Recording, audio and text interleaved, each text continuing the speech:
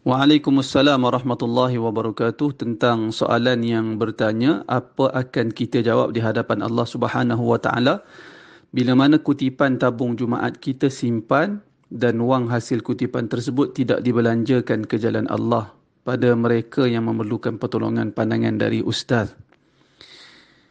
Uh, dia sukar perkara ni, kita nak sebut pun susah juga, terutamanya apabila kita terbabit dengan ahli jawatan kuasa masjid.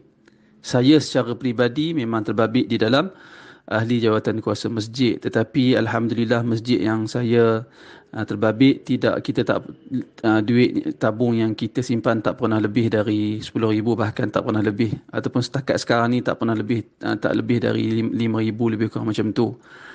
Barangkali disebabkan kurang kutipan, disebabkan tempat agak terpencil, barangkali lah. Jadi saya pun secara peribadi tak berani nak mengkritik pengurusan-pengurusan masjid yang lain. Pertama, sebab apa saya kata sedemikian? Pertama, ahli jawatan, orang yang bagi kutip duit ke masjid itu, apa yang mereka maksudkan pemberian mereka? Maksud mereka menguruskan masjid ataupun tolong orang miskin?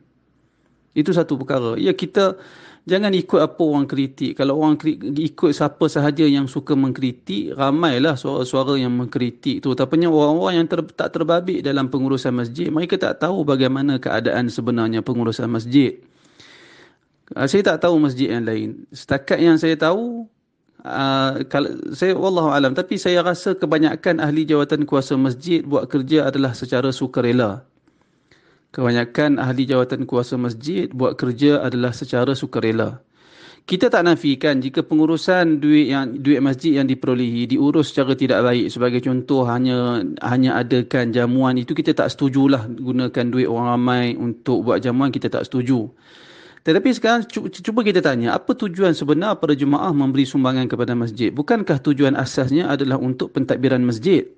Untuk membayar duit api, duit air, pembangunan masjid, kapet untuk masjid, aircon, kipas, semua tu, proses-proses tu. Bukankah itu tujuan utama orang yang main masjid, untuk dia memberi masjid?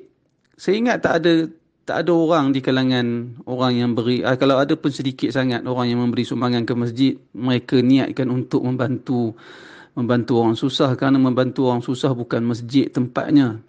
Masjid ni adalah untuk dilaksanakan ibadah. Akan tetapi sekarang, masalah sekarang ni, duit sebahagian masjid duit melimpah ataupun duit terlalu banyak, sampai mencecah ratus-ratus ribu. Ya, persoalan yang berikutnya, siapa yang nak uruskan perkara itu?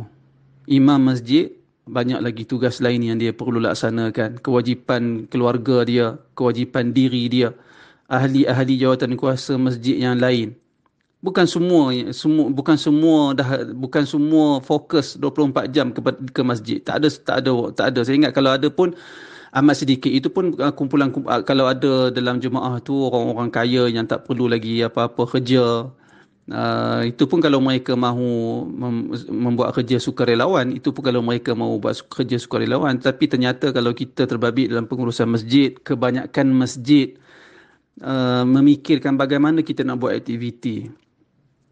Mana tenaga yang kita perolehi, mana tenaga yang nak bantu untuk buat suatu kerja, nak pastikan siapa yang susah, siapa yang benar-benar yang miskin. Bukan kerja AJK masjid. AJK masjid tak mampu lakukan hal itu.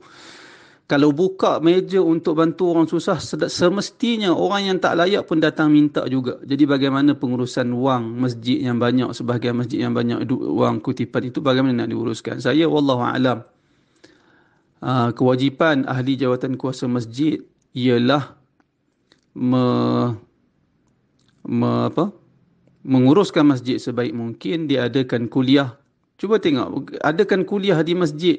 Sekarang ni kalau kita boleh kata semua masjid boleh dikatakan setiap malam ada saja kuliah. Tetapi mana orang yang hadir? Tidak ada orang yang hadir. Kemudian orang yang tidak hadir itulah komplain, duit banyak tak buat apa. Dia tak hadir program di masjid. Yang dia tahu hanya mengkritik sahaja. Dia tak menyumbang tenaga untuk membuat aktiviti-aktiviti. Kalau dia nak bantu orang susah, dia turun. Mari bantu orang susah. Bawa bersama 2-3 orang lagi supaya dapat membantu. Mari tolong bukan hanya kerja mengkritik. Tinggalkan orang yang hanya mencari populariti kerana suka mengkritik untuk dapatkan populariti. Tetapi sekarang ni siapa yang nak buat kerja? Orang yang mengkritik itu pun kalau kita suruh buat kerja, mereka sendiri tak mampu nak buat kerja. Kerana itu sama-sama berusaha bagaimana kita nak berfikir ke mana saluran bagaimana nak disalurkan wang-wang lebihan yang ada di dalam masjid sehingga tersimpan 100,000, 200,000.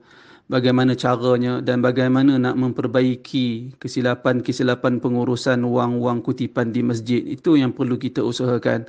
Bukan hanya kerja kita mengkritik sahaja. Wallahu a'lam.